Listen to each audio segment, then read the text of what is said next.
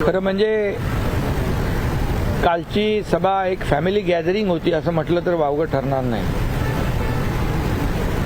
आणि एक काय ते कहावत आहे, भानुमती का कुनबा, कहीं से इटे कहीं से रोडे, भानुमती का कुनबा उससे तयार होता है. म्हणजे सगळे नैराश्य चेहऱ्यावर असलेले लोक, कुणी उत्तर प्रदेशमधून, कुणी काश्मीरमधून, कोणी बिहारमधून जे तडीपार झालेत, हद्दपार लोकांनी केले, ते सगळे एकत्र आले होते काल.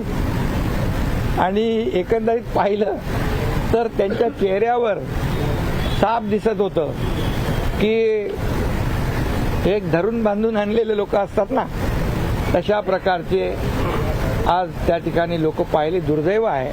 तुम्ही काल म्हणालो कालचा दिवस काळा दिवस आहे, कारण स्वातंत्र्यवीर सावरकरांच्या स्मारकाच्या समोर आणि बाळासाहेबांच्या समाधीसमोर ही सभा झाली. खरं म्हणजे उबाठाच्या लोकांनी जाऊन पहिलं तिथे माफी मागितली पाहिजे होती.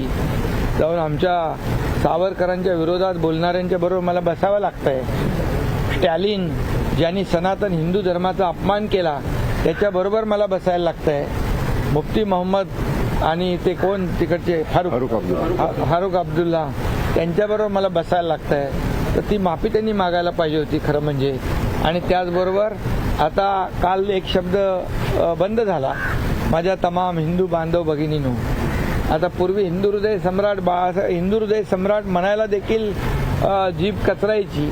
आता कालही तो शब्द माझे तमाम हिंदू बांधव, तोही तुम्हाला जाणवलं की नाही, तोही रद्द झाला.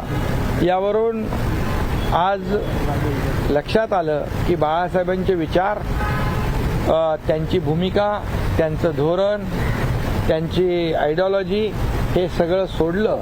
आणि म्हणून तर आम्हाला हा निर्णय घ्यावा लागला, त्यांना सोडण्याचा आणि बाळासाहेबांचे विचार पुढे नेण्याचा, त्यांच्या विचारांचं सरकार स्थापन करण्याचा.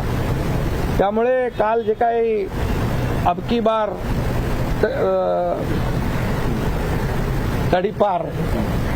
तडीपार आता स्वतः त्यांना तडीपार या महाराष्ट्रातल्या शिवसैनिकांनी केलंय, जनतेने केलंय 1.5-2 वर्षापूर्वी.